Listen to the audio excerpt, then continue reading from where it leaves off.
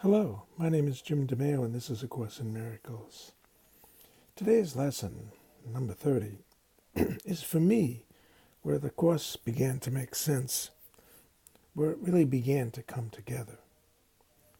Let's get to it. God is in everything I see because God is in my mind. God is in my mind. This is what brings it together for me. The idea for today is the springboard for vision. From this idea will the world open up before you, and you will look upon it and see in it what you have never seen before, nor will what you saw before be even faintly visible to you. Seems incredible, but these words are so true. I know because they have increasingly become more and more true for me. It is a process as we allow vision, as we become less and less afraid of it. Today we're trying to use a new kind of projection. We're not attempting to get rid of what we do not like by seeing it outside, which is what the ego uses projection for as a defense mechanism. Instead, we're trying to see the world, in the world, what is in our minds.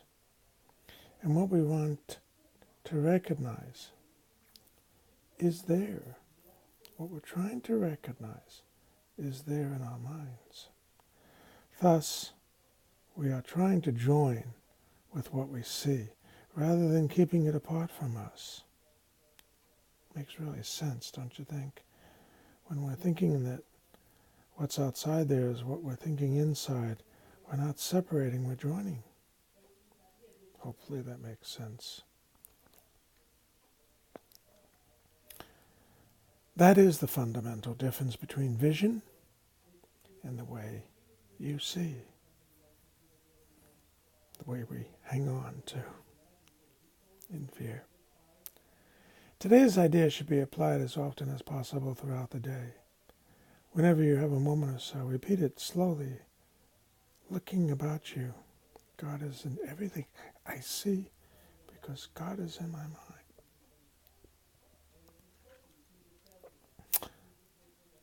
Everything you see now or could see now, if it were within the range of your sight. Real vision is not limited to concepts such as near and far. To help you begin to get used to this idea, try to think of things beyond your present range as well as those you can actually see as you apply today's idea. Real vision is not only limited by space and distance, but it does not depend on God's eyes at all. Is it God's eyes? Body's eyes at all. The mind is in its only source. The mind is its only source. The source of vision is the mind. To aid in helping you to become more accustomed to this idea as well, devote several practice periods to applying today's idea with your eyes closed, using whatever subjects have come to mind. Looking within rather than without. Today's idea applies equally to both. We are a thought in the mind of God.